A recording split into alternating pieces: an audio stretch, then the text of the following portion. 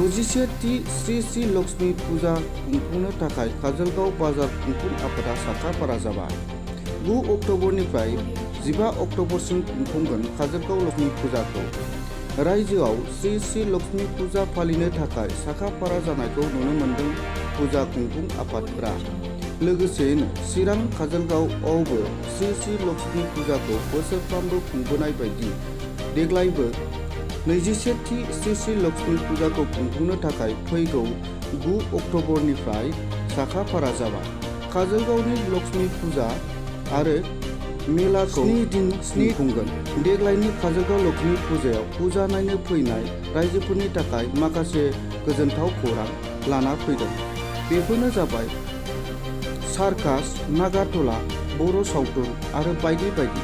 नाथाय देग्लाय दावदै खेला, दाव खेला, जुवा खेला आरो जौ फाननाय थामहिनबा आयेन बेरेखायै होनाय जानाय नङा होनना खुंफुं आफादा फोसावो। फारसेथिं रायजो राजाया फुजा नायनो फैनाय समाव गाव गावनि बाइक आरो गारि साइकेलनि पार्किंखौबो सुबिदा होनाय जादों। साइकेलनि थाखाय 10 रां, बाइकनि थाखाय 20 रां आरो कारनि थाखाय 50 रां लानाय जागोन होनना पार्किं बेसेनखौ फोरमायो। फैगौ 9 थारिखआव लोक्षि फुजा नोंथांमोना खुंनो साखाफारा जादों। नोंथांमोना माबायदि मा आयदा लानाय जादों आरो माबायदि प्रिपारेसन जादों? जोंहा देग्लाय 61 माने लोक्षि फुजा काम मा होनो मेला बेखौ जोङो 9 थारिखनिफ्राय जागायजेननानै बै 15 अक्ट'बरसिम जोङो खुंफुंगोन। आरो लोगोसे जोङो बेवहाय बायदिसिना माबा लाबोदों, मिना बाजार लाबोदों, ओमफ्राय सार्कास लाबोदों आरो बेजों लोगोसे आरो जोंहा मा होनो बर'नि भिडिअ फिल्मफोर देखायनाय जाहैगोन। आरो बेजों आरो जोंहा बे फुजाखौ मोजाङै खुंफुंनो थाखाय जोङो जाहाथे खाथि खालायाव जोंहा जौ जुवा जाया बेखौ जोङो गोख्रोङैनो बेखौ माबा खालामनाय जादों, माने स्ट्रिक्ट खालामनाय जादों। दा आरो लोगोसे जोंहा मा होनो बे मेलायाव जाहाथे साफ्रोमबो जोंहा बे मेलाखौ मोजाङै खुंफुंलांनो हायो बेखौ जोङो बे लोक्षि फुजा कमिटि जानानै बयखौबो हांख्रायनाय जायो। आरो बेनो मेला जानो फैनाय रायजो राजाफोरनि थाखाय स्टेन्डनि खेथ्रआव माबायदि नोंथांमोना मेनेजमेन्ट खालामो? बे खेथ्रआव जोंहा जोङो साइडआव जों सुबिदाखौ होखाजोबखाबाय। साइकेलनि थाखाय स्टेन्ड दङ आरो जोंहा माबा दङ, मटर साइकेलनि दङ आरो जायखिजाया बे फर हुइलनि थाखायबो जों आलादा खालामनाय जादों। बे सिस्टेमेटिक जोंहा सेर लामायाव खालामनाय जाखादों। 9 थारिखनिफ्राय खय तारिखसिम नोंथांमोना फुजाजों लोगोसे मेला खुंनो साखाफारा जादों?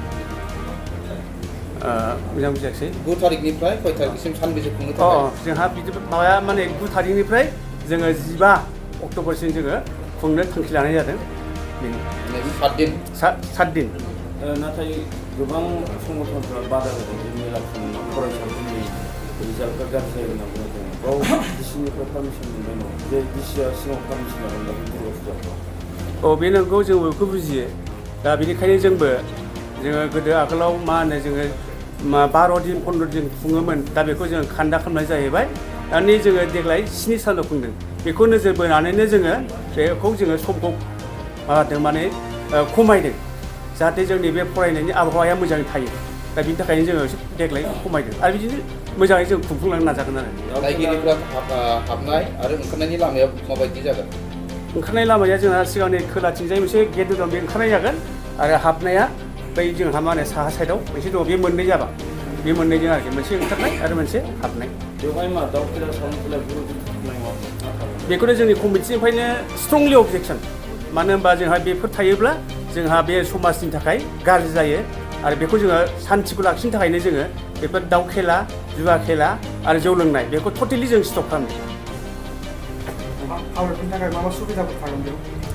सुबिदायाथ' जोंहा होखाजोबखाबाय। जेनेबा जोंहा गारि भारा दोननो थाखाय जों पार्किंखौ बानाय जाखाबाय। आरो जोंहा जाहाथे जे मा होनो जेबो दावराव दावसि जानो हाया बिनि थाखाय जोंहा माखासे पुलिं टेस्ट दङ।